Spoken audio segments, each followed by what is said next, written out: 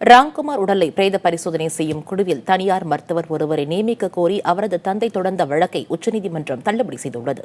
இந்த நிலையில் ராம்குமாரின் உடல் எப்போது பிரேத பரிசோதனை செய்யப்பட உள்ளது என்ற தகவலை வழங்குகிறார் செய்தியாளர் சுப்பிரமணியன்.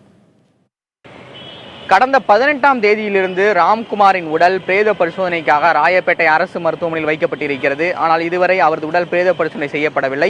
ராம்குமாரின் தரப்பினர் பிரேத பரிசோதனையின் மருத்துவர் குழுவில் தனியார் மருத்துவரை சேர்க்க வேண்டும் என்ற ஒரு வழக்கை சென்னை உயர்நீதிமன்றத்தில் தொடர்ந்தார்கள். அந்த வழக்கில் டெல்லியில் இருக்கக்கூடிய எய்ம்ஸ் மருத்துவரை மருத்துவ குழுவில் சேர்க்க இருப்பதாகவும் தனியார் மருத்துவரை சேர்க்க இயலாது என்றும் சென்னை உயர்நீதிமன்றம் உத்தரவிட்டது.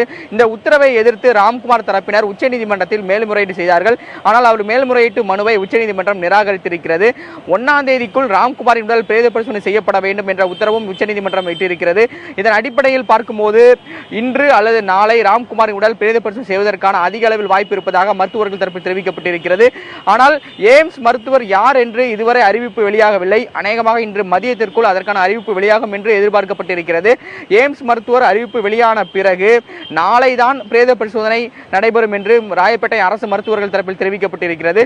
ராயப்பேட்டை அரசு மருத்துவமனையில் 18ஆம் தேதியிலிருந்து வைக்கப்பட்டுள்ள ராம்குமாரின் உடல் பதப்படுத்தப்பட்டு வைக்கப்பட்டிருப்பதாகவும் -5 டிகிரி செல்சியஸின் அடிப்படையில் பதப்படுத்தப்பட்டு உடல் வைக்கப்பட்டிருப்பதாகவும் உடல் எந்த வகையிலும் கருகாது என்றும் ராயப்பேட்டை அரசு மருத்துவர்கள் தரப்பில் தெரிவிக்கப்பட்டிருக்கிறது.